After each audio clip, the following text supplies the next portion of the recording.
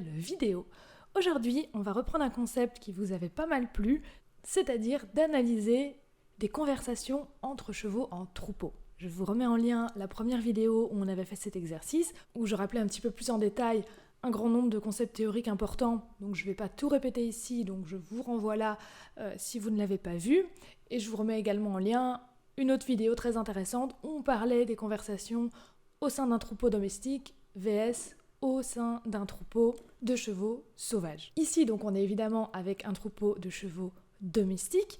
C'est Cléa, la propriétaire de Jalna, que vous allez retrouver dans cette vidéo, qui nous a envoyé très gentiment et nous a donné l'autorisation de publier quelques séquences de cette intégration de troupeau. Donc ce qui se passe ici, c'est qu'il y a un groupe d'hiver avec 7 chevaux. Donc vous allez voir 2 ongres assez âgés, un noir, un alezan, une jument alezane un petit peu cuivrée, un ongre pibet, une ponette pibet, un ongre bai et puis la fameuse Jalna qui est alezane. Et il va y avoir 4 nouveaux individus qui connaissent déjà ces 7 individus, c'est-à-dire qu'ils sont ensemble tous les étés, mais simplement ils sont séparés l'hiver. Et donc les 4 juments, c'est 2 grises et 2 baies qui avaient traditionnellement un petit peu une place de plutôt leader au niveau des ressources. La dominance c'est seulement au niveau des ressources. Tout chevaux dans le troupeau peut initier un mouvement, et on va le voir, ici il y a plein de mouvements qui sont initiés dans tous les sens.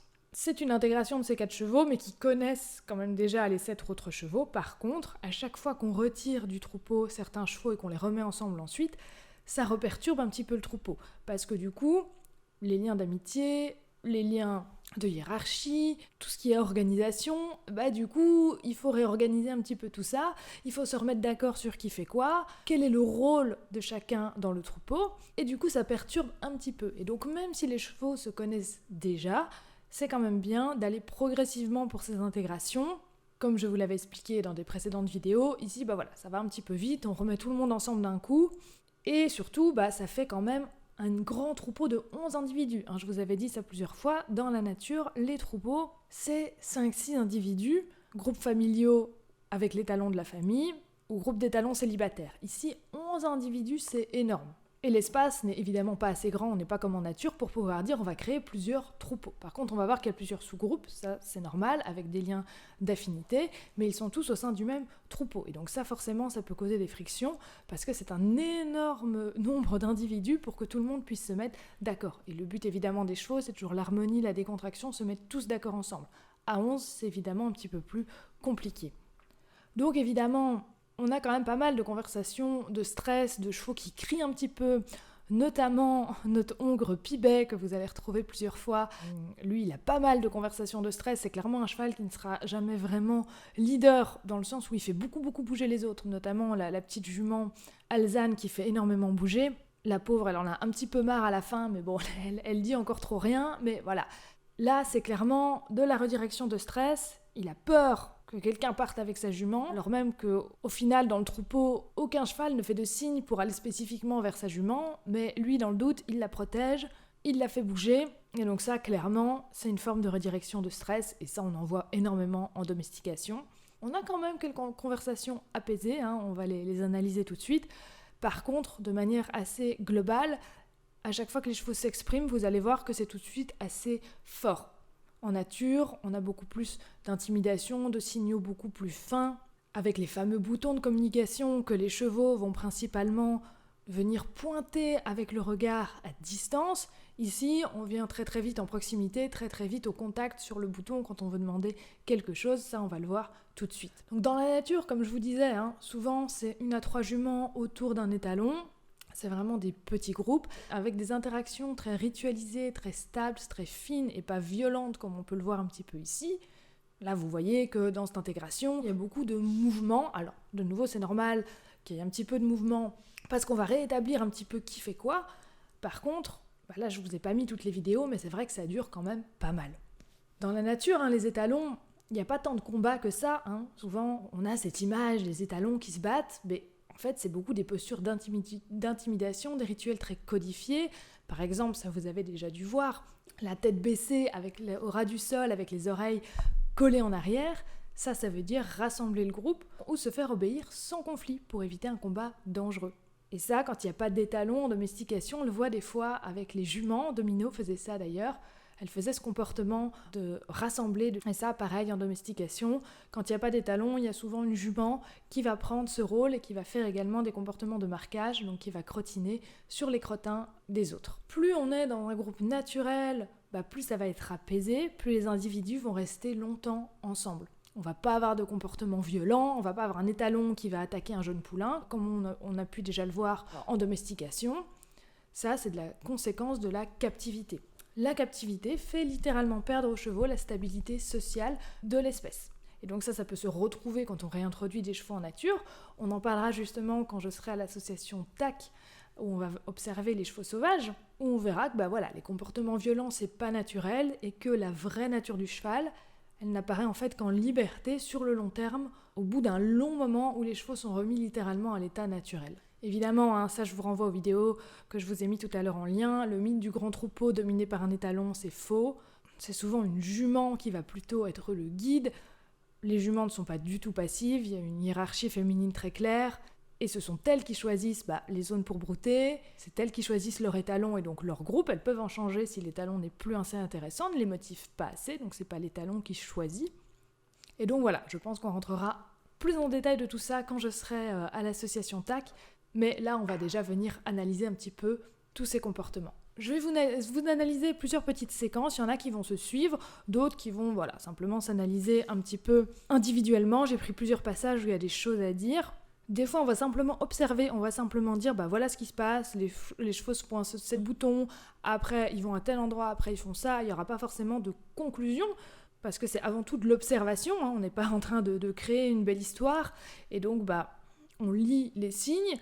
Des fois, par contre, c'est plus évident et on peut un petit peu expliquer le pourquoi derrière. Et j'essaye, toujours un maximum de vous donner les images dans le contexte que je vous ai déjà décrit là un petit peu. Donc là, simplement, une jolie petite interaction avec un contact olfactif. Ce que je vous ai dit plusieurs fois dans mes vidéos, quand on fait le contact olfactif avec son cheval, que le cheval vient poser son nez sur la main, je vous dis toujours, il faut que derrière, on choisisse directement une conversation. Soit un contact physique qu'on vient négocier, soit on propose un mouvement, soit on se détourne. Je vous dis toujours, ça ne doit pas durer 1 heure ce contact olfactif. Il faut rapidement décider de la conversation qu'on veut avoir ensuite.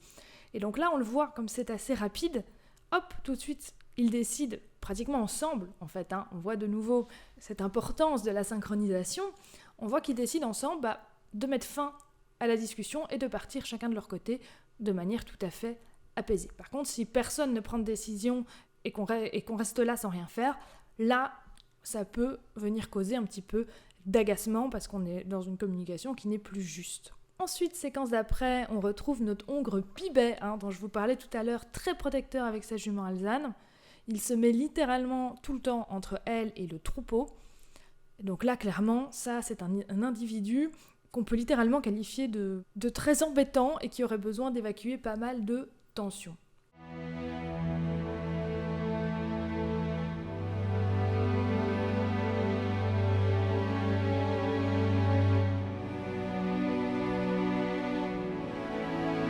Ensuite, on a un cheval bai avec une ponette pie cette fois. Là, on a une interaction assez marrante. On a le cheval bai qui va à un moment donné un petit peu trop fort vers le cheval qui est à gauche sur l'image. J'essaie de vous mettre des bulles pour qu'on voit bien de qui on parle. Ce cheval de gauche lui dit non, il secoue la tête littéralement. Le secouement de tête, ça peut tout à fait vouloir dire non. Et on a un cheval un petit peu à l'arrière-plan qui rappelle alors notre cheval bai qui lui dit oh, doucement, on n'approche pas comme ça n'importe comment. Comme je vous ai dit, on négocie l'approche, on capte le regard avant d'approcher, ce qui n'avait pas été fait ici. Donc le cheval bai s'arrête tout de suite. Et qu'est-ce qu'on a ? On a la jument pie qui vient vers le cheval bai contre son bouton à l'épaule pour lui dire « Allez, vas-y, retourne-y, va chercher à t'approcher ». Donc elle se cache un petit peu derrière lui, mais elle l'envoie lui pour lui dire « Vas-y, avance ». Et là, c'est très drôle, parce qu'on a notre cheval bai qui se met à gratter le sol. Le fait de gratter le sol comme ça peut vouloir dire plein de choses différentes. Ça peut être une peur de la confrontation, il redirige un petit peu son énergie parce qu'il a peur d'aller se confronter à l'autre cheval. Ça peut être une demande d'attention, ça peut aussi être une façon de dire « j'ai mal quelque part », ça peut être de la frustration, de l'ennui, et ça peut aussi être un signal pour affirmer la dominance. Quand un cheval va gratter en direction d'un autre, dans le cadre de ressources, toujours, ça peut vouloir dire ici, c'est moi qui prends le lead là-dessus. Et pour affirmer un petit peu cette position. Ce serait possible ici, parce que de nouveau, on est dans une intégration de troupeau, donc on remet un petit peu les rôles à plat, et donc même s'il n'y a pas de ressources directement, voilà, simplement on voit un petit peu qui va prendre le lead sur qui. Et donc, je vous pose la question, qu'est-ce que vous pensez qu'on a ici ? De nouveau, je pense que plusieurs réponses sont possibles, mais moi, je serais plutôt, au vu de ce qu'on a vu ici, soit un petit peu dans la peur de la confrontation, vu qu'il s'est un petit peu fait rappeler à l'ordre par le cheval de derrière, soit un petit peu sur une demande d'attention, parce que à ce moment-là, les chevaux commencent un petit peu à tous se détourner, et donc la conversation, la communication était un petit peu coupée, et donc c'est peut-être une tentative de revenir dans cette communication. Ensuite, séquence suivante, je vous parlais que voilà, dans un troupeau, il y a des sous-groupes, d'autant plus ici quand on a un grand troupeau de 11 individus, donc le grand troupeau ne fait qu'un, par contre au sein de ce troupeau, vous avez des sous-groupes, par lien d'affinité. Dans la nature, ça existe aussi, et ce qu'on peut voir aussi dans la nature, des troupeaux complètement différents peuvent par moments s'allier entre eux, ça je vous l'avais déjà dit aussi, principalement des troupeaux de groupes familiaux pour se défendre contre les étalons célibataires, donc pour protéger les juments. Donc là ici, dans nos sous-groupes, on voit que voilà, ça galope par petits groupes, et on a un groupe qu'on va retrouver plusieurs fois dans ces séquences, c'est les 2 juments grises, qui, elles, restent vraiment ensemble systématiquement. Souvent, les chevaux se regroupent un petit peu par couleur, parce que pour la visibilité par rapport aux prédateurs, c'est un petit peu plus rassurant de se regrouper comme ça par couleur, plutôt que d'être un troupeau avec plein de couleurs différentes. On voit une jument alezane, la fameuse Jalna, qui essaie de s'intégrer avec différents groupes, et notamment, on va la revoir un petit peu plus tard, elle va essayer de s'intégrer avec ce groupe de juments grises, mais voilà, elle reste un petit peu en dehors de tous les groupes, elle n'arrive pas à trouver vraiment de groupe où elle se sent bien. Et donc ça, on va en reparler dans quelques instants.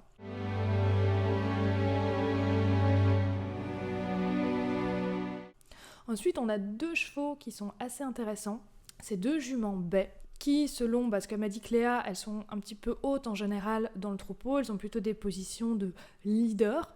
Ici, je trouve qu'elles ont vraiment des belles attitudes. Bon, des fois, elles s'expriment un petit peu fort, on le verra plus tard, c'est un petit peu moins fin qu'en nature, mais il y a quand même chez elles ce côté très, on va vers le calme, on va vers l'harmonie, et on essaye de calmer le troupeau. D'ailleurs, toutes les 2, on voit cette tentative d'apaisement, de trouver le calme ensemble, alors que tout autour d'elles s'agite, les autres chevaux galopent dans tous les sens. C'est 2 juments qui se connaissent bien, et donc on voit, elles vont aller brouter ensemble.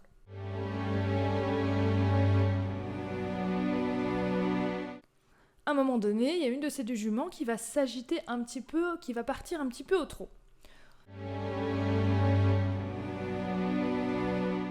On va voir que l'autre, la jument plus foncée, va passer devant plusieurs fois pour lui dire de se calmer. Puis elle va carrément secouer la tête pour dire maintenant ça suffit. Là, on voit qu'on a un rôle assez précis pour cette jument baie foncée. C'est plutôt le rôle de cheval régulateur, et on va retrouver ça un petit peu plus tard dans nos séquences. Elle vient apaiser littéralement le troupeau quand un cheval s'agite un petit peu pour rien. Elle vient lui dire stop. J'aurais bien aimé qu'elle fasse ça avec le cheval pie d'ailleurs de tout à l'heure. Donc là, on va avoir une longue séquence des choses, des conversations qui vont se suivre un petit peu. On a vu tout à l'heure, je vous ai dit que Jalna, elle cherchait un groupe. Et là, elle va se retrouver avec ses 2 juments baies, et on voit qu'elle se trouve assez bien avec eux. Ça faisait un petit moment qu'elle tournait autour des 2 juments grises. Je vous remets des petites images ici, vraiment sans succès.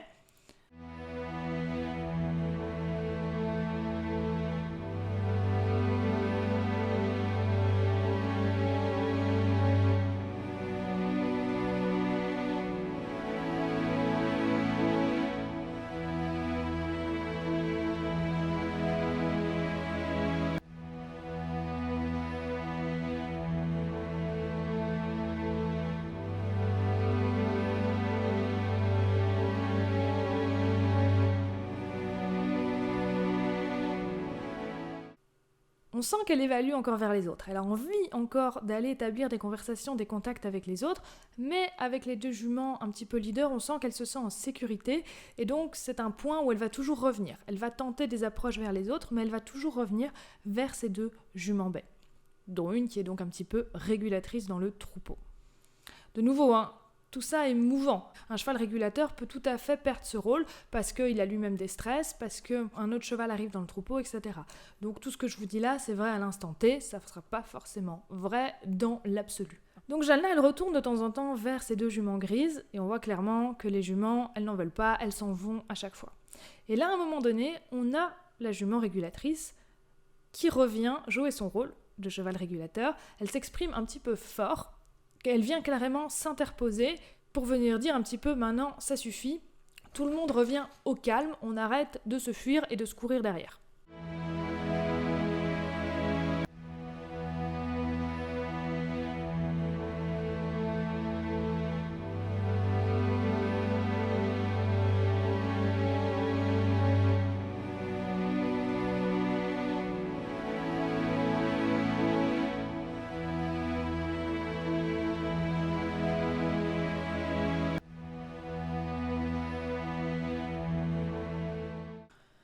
Ensuite, on passe un petit peu à d'autres séquences un petit peu plus plic-ploc. On retrouve notre peau-tête noire de tout à l'heure avec l'ongre qu'elle avait un petit peu envoyé vers l'autre cheval tout à l'heure. Et donc là, on voit qu'ils sont très en proximité. Et on voit qu'elle fait ça très doucement, même s'ils se connaissent bien. Elle vient pas tout de suite se coller à lui, pas à pas. Elle s'en rapproche un petit peu plus. Par contre, on voit que quand la proximité est acceptée, ça c'est déjà quelque chose que je vous avais dit, qu'elle soit à 2 mètres, à 3 mètres du cheval ou vraiment contre lui, en général, une fois que c'est ok pour l'autre cheval qu'on rentre dans sa bulle, eh ben c'est complètement ok. Mais cependant, elle prend quand même le temps de s'approcher petit pas à petit pas. Et ça veut dire que ce sont vraiment deux chevaux qui s'entendent bien, parce qu'entre deux chevaux inconnus, on a dit d'abord, ils vont venir sur le sujet de bouger ensemble, c'est pour ça que, on l'a vu tout à l'heure, les chevaux galopent beaucoup, bougent beaucoup ensemble pour se mettre un petit peu d'accord dans le mouvement et chercher à se synchroniser dans le mouvement. On l'a vu tout à l'heure, le cheval pie qui protégeait sa jument, il y avait quand même beaucoup de synchronisation avec elle. Tous les deux, ils étaient quand même bien ensemble dans l'allure. Ensuite, le sujet d'après, c'est de venir plutôt brouter ensemble, là c'est ce qu'on a. Et le dernier sujet, c'est le contact physique.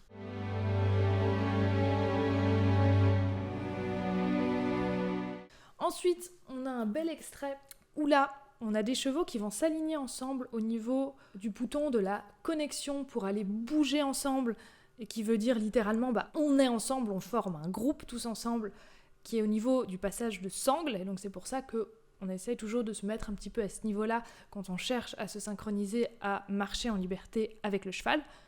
Quand je commence à proposer des mouvements à un cheval en liberté à distance, souvent je me mets sur ce bouton-là à distance pour commencer à proposer des mouvements en synchronisation. On l'avait vu avec Kilian.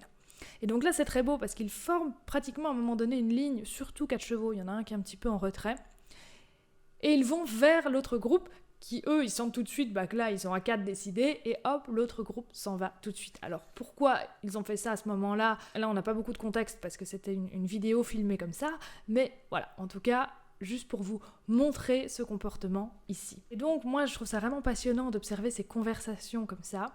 Et c'est pour ça que j'aime beaucoup aussi le travail avec plusieurs chevaux. Quand je travaille avec Abantos et Caresse, et quand on commence comme ça le travail avec plusieurs chevaux, moi ce que j'aime beaucoup, c'est simplement être littéralement dans cette communication, de lire ce que les chevaux vont me dire, d'essayer de leur proposer des mouvements et de se laisser un petit peu porter avant de venir vraiment sur le réel travail. Et c'est pour ça que c'est quelque chose que je trouve on peut aborder assez rapidement, sans chercher à faire des exercices vraiment précis, mais simplement chercher à communiquer et à chercher une certaine harmonie, une certaine discussion. Avec Abantos et Caresse, on est un petit peu plus loin maintenant dans le travail, c'est-à-dire qu'on est vraiment sur des choses précises que je vais leur demander, mais comme je vous avais dit dans une vidéo aussi, c'est important, quand on commence à faire ça, qu'on ait des codes clairs pour dire au cheval quand est-ce que c'est le tour à qui et qui fait quoi à quel moment.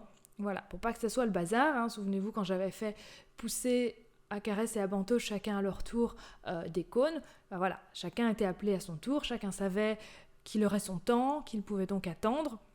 Donc ça c'est quelque chose qu'on instaure pour pas qu'il y ait trop de frustration. On laisse un petit peu de temps à chacun.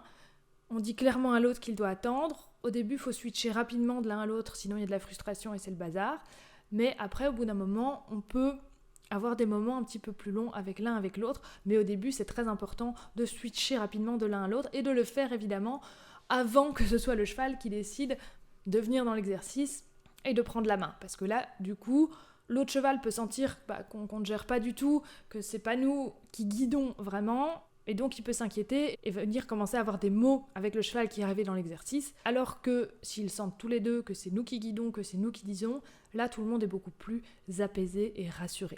Mais voilà, dans un premier temps, moi quand je travaille en duo, c'est un petit peu comme quand je rencontre un cheval en liberté pour la première fois.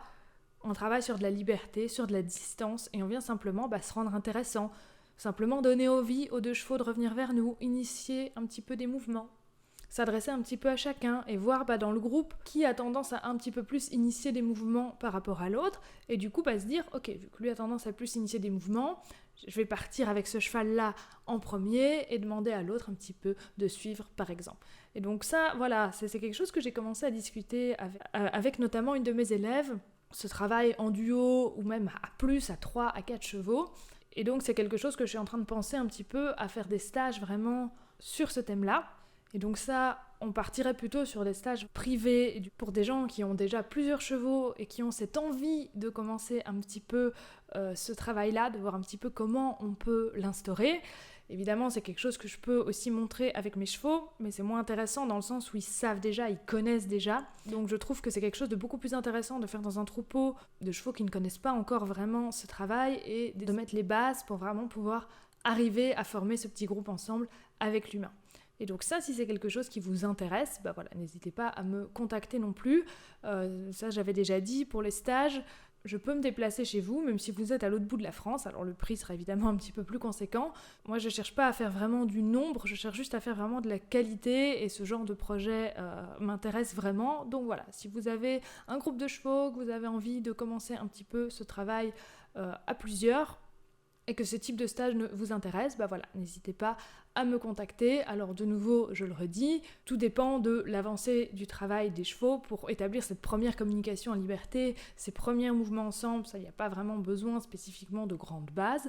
Par contre, si après on va aller plus loin dans ce travail en duo, en trio, etc., là, il faut que chaque cheval maîtrise bien individuellement chaque exercice, que chaque cheval se rende bien compte que c'est vous qui guidez, avant de mettre tous les chevaux ensemble, sinon ça va être le bazar et vous n'obtiendrez absolument rien. Donc voilà, on a vu que nos amis les chevaux ont des interactions bien plus complexes que ce qu'on peut souvent imaginer. On a des rôles bien précis, c'est mouvant, on a toujours cette idée de revenir vers l'harmonie, d'être bien ensemble. Et les émotions ont vraiment une grande place au sein du troupeau. Les chevaux ressentent par exemple le deuil. On a une étude très intéressante de Hélène Roche de 2025 qui nous explique que justement le deuil existe clairement chez les chevaux. Vous l'avez déjà vu, si vous avez perdu un cheval chez vous, les autres sont souvent plus agités, ils hennissent, ils font souvent attention à l'endroit où le cheval a disparu, au dernier endroit où il a été. Certains peuvent aussi s'arrêter de manger, se mettre un petit peu en retrait, devenir apathiques. Et dans cette étude, on dit qu'il y a clairement des réactions de détresse comparables à un chagrin chez l'humain, avec des chevaux qui avaient une claire diminution du sommeil et de l'alimentation dans les heures qui suivaient le décès, des modifications dans les interactions sociales, une sensibilité accrue à l'environnement, et chez certains chevaux, ça peut persister des mois après la perte. Ce qui est important aussi, c'est que quand un individu disparaît dans le troupeau, il faut que les autres chevaux puissent voir le corps.